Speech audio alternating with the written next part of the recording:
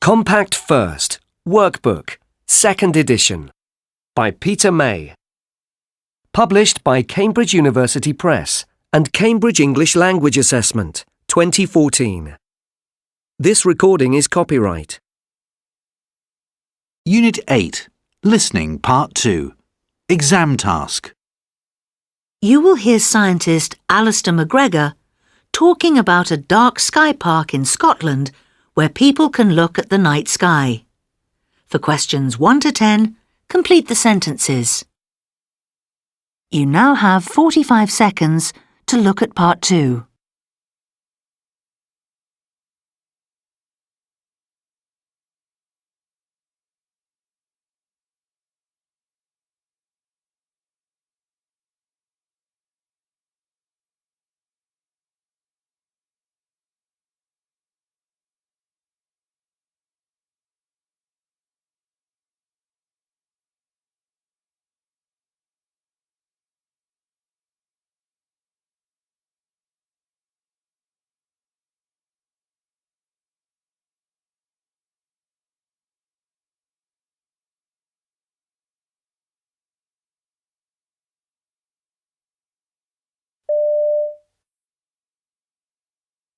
One aim of dark sky parks is to create the ideal environment for people to study the night sky, with or without telescopes.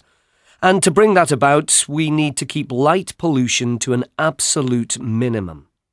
That's why they tend to be well away from cities and lit up roads, for instance.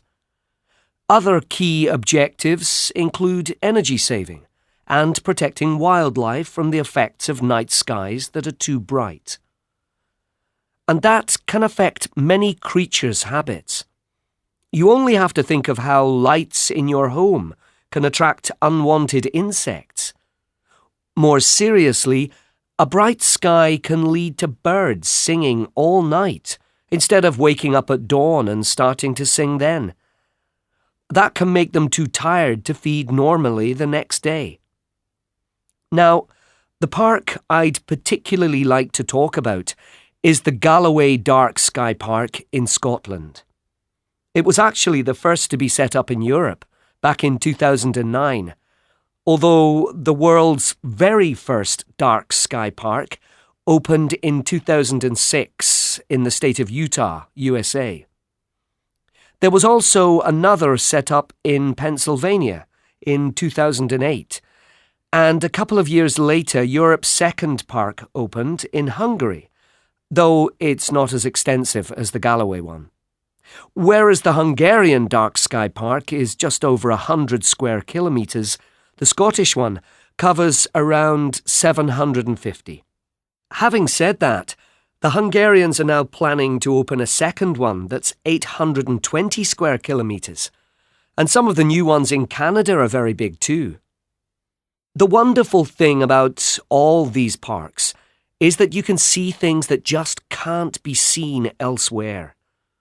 To start with, a massive number of stars. On TV the other evening, they were talking about being able to see over 10,000 there. And although I don't think you'd actually ever see that many, there certainly may be up to 7,000 visible on a very clear night. You'd also see several planets, plus the moons and rings of the biggest ones.